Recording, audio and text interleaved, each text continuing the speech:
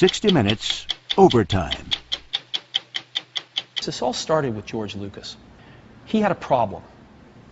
Now, to describe his problem, let me digress a little bit. When you make a copy of an audio cassette tape, let's say, an analog copy of an audio recording, you get noise artifacts, hiss, right? We've all experienced that. Well, the same thing happens when you make an analog copy or an optical copy of a piece of film. If you copy optically one piece of film to another, you get hiss, if you will, and in this case, the noise artifacts are visual. You get a dirty frame. Well, when George was making the original Star Wars, he had to combine many pieces of film together to make one frame. Some with the models, some with the matte paintings, some with the human characters, some with the special effects. And by the time he got through combining all these pieces of film to make just one frame of his movie, it was dirty. And he, being the genius that he was, thought, I wonder if I combine them digitally, if they could be totally clean. Because when you make a digital copy of an analog recording, it's perfect. And it turns out if you make a digital copy of a piece of film, it's perfect. Sharper, clearer. Sharper, clearer, without the noise artifacts. So George hired this guy named Ed Catmull, who was at the New York Institute of Technology, to come out and build a computer group for him and to figure out how to solve this problem. And they did. And George was the first one to ever do this. And after this problem was solved, George decided that he'd solved this problem, and he decided he would sell this computer group. And I ended up buying them. I met Ed, and Ed told me his dream was to make the world's first computer animated film. And I bought into that dream both sort of spiritually and financially. And together we started Pixar in 1986. 60 Minutes Overtime.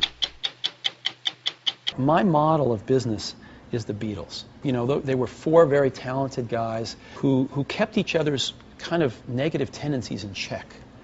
They balanced each other, and the sum was greater than the total was greater than the sum of the parts. And that's how I see business. You know, great things in business are never done by one person.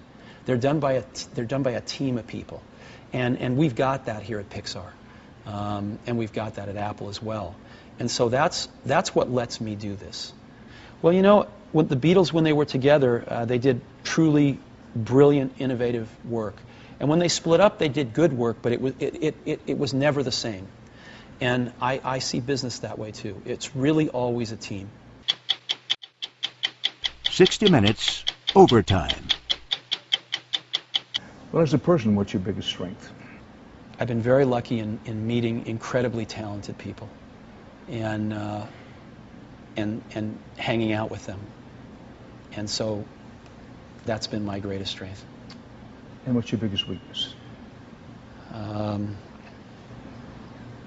You know, I think all of us need to be on guard against arrogance, which knocks at the door whenever you're successful. Have you lived through that? Oh, sure. Oh, sure. Now, by that, correct me if I'm wrong, you had an incredible high with the initial success of Apple, and then other competitors get in, and it's sobering. Well, as you may know, I was basically fired from Apple when I was 30, and was invited to come back 12 years later. So that was difficult when it happened, but maybe the best thing that ever happened to me. There wouldn't be a Pixar if that hadn't happened. And so, you know, you move on, life goes on, and you learn from it. We're at the end here, but you were fired from Apple when you were 30. Asked to come back when you were, what, 42? Mm-hmm. Did you think at that moment how sweet it is? No, I thought at that moment, what a circle of life. You know, life is just always mysterious and surprising, and you never know what's around the next corner. So.